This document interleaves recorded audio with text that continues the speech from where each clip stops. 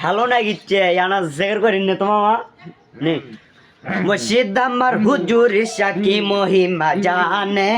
গলার মালা বানাইয়া ধীরে ধীরে টানে इसको उनसे इसके यार इसके उनसे মসজিদ তোমায় না পাইলে কার দুয়ারে যাইব গলার মালা বানাইয়া ধীরে ধীরে টানব আল্লাহ গো গাইস